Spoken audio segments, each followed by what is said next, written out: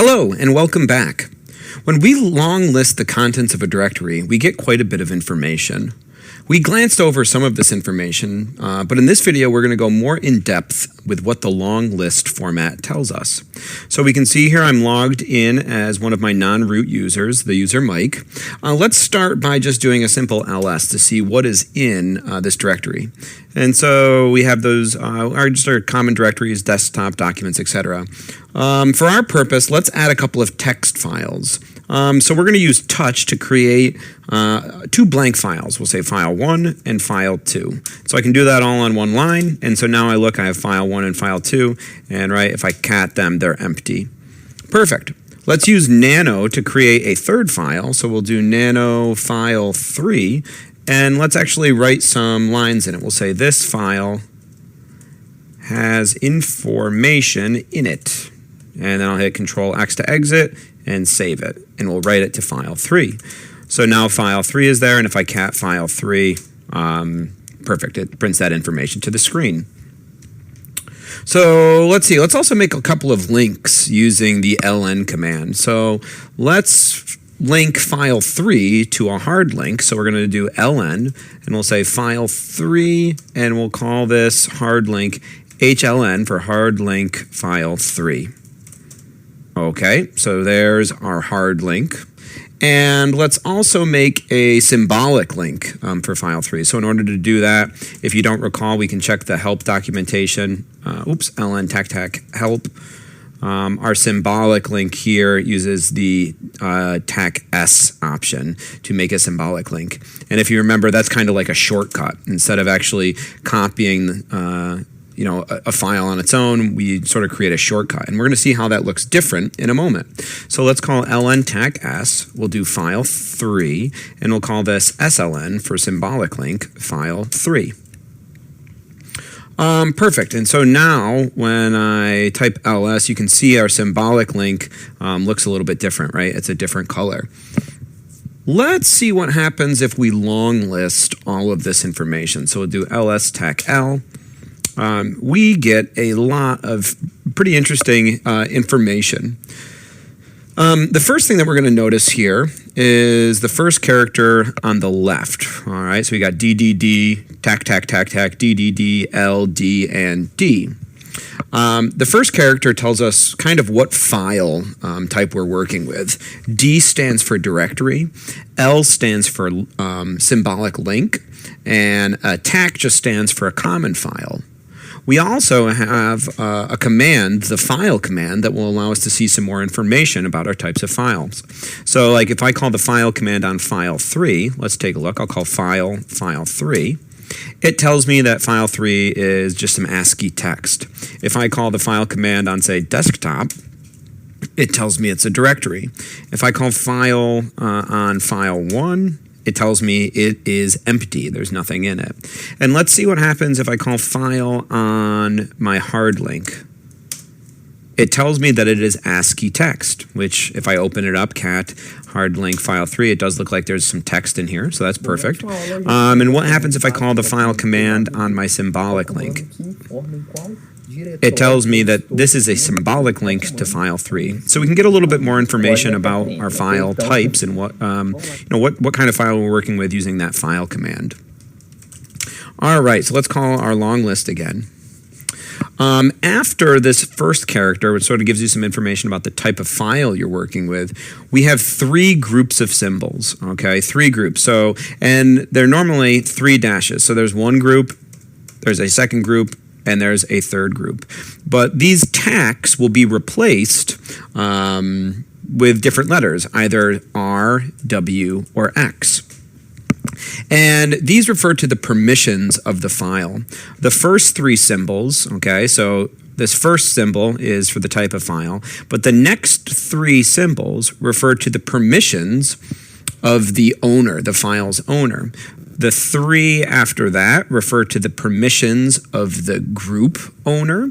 And the last 3 symbols refer to the permissions of any other user. We also see here, and we're going to talk more about that in a second. You can see some of these permissions, right? We have RWX in this first group, but down here maybe we just have RWTAC. Then here we have TACX, and here we have just RTAC, etc. So each collection of symbols means something different. We'll come back to that.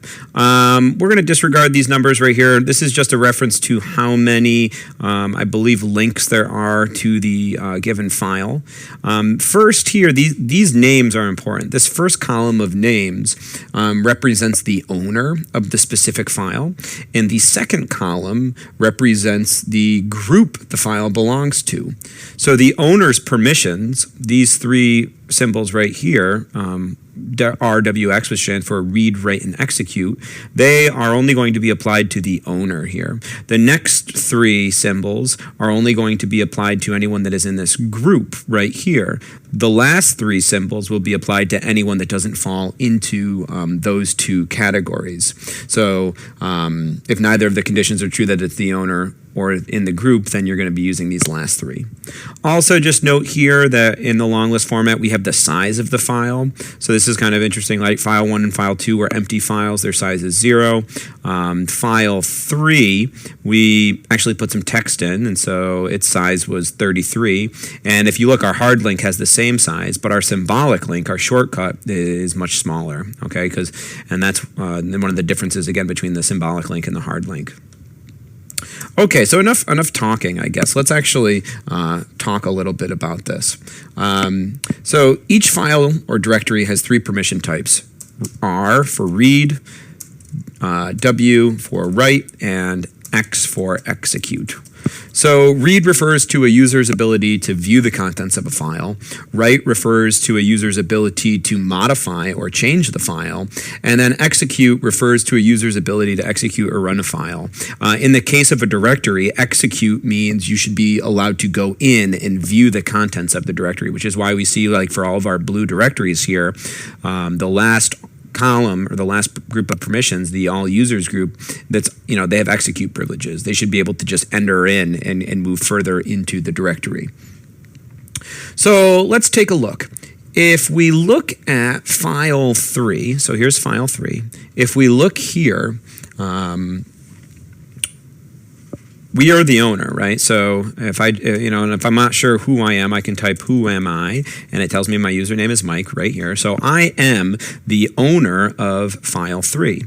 And so I should have, if we look here, I should have read privileges and write privileges. So we should be able to read the file. So if I do cat file 3, I'm able to read it. All right, that's indicated by the R. And we have write privileges. So if I do nano file 3, I should be able to make some changes. And it says this file has information.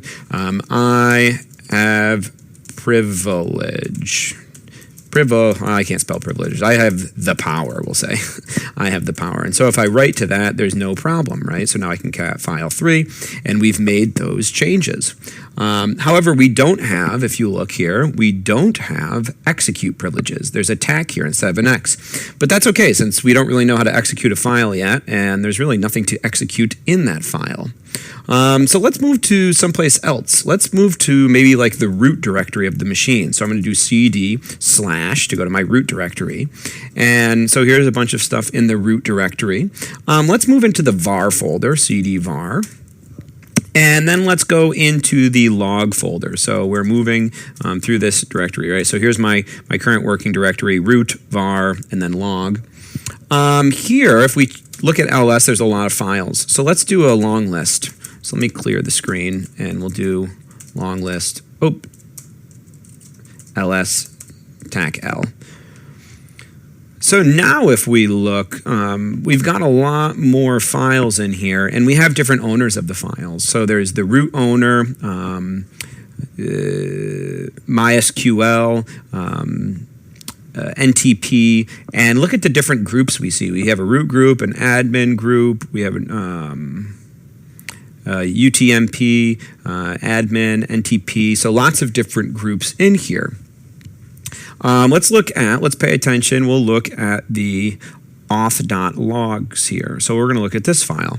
If we look here, it looks like the owner of the file is root and the group owner is the admin group. So if we check here, it's a common file as indicated by the tag. The owner, root, has read and write privileges. It doesn't have execute privileges. The group has read privileges, and then all other users have no privileges. They don't have read, write, or execute privileges. So that should mean because right now I'm the user Mike, I'm not in the admin group and I'm not the owner of the file, I shouldn't be able to do anything. So let's try cat auth.log and it says permission denied. If I try nano auth.log to make some changes, it doesn't even show me what's in here and it says error reading, permission denied. So let's get out of here. Let's switch to our sudo account though. If we do su root, so I'm going to change to my root account and I'll enter in my password. Now, if you look, who am I? I'm root. So now I'm the owner of this file. And so as the owner, I should be able to read and write to this file.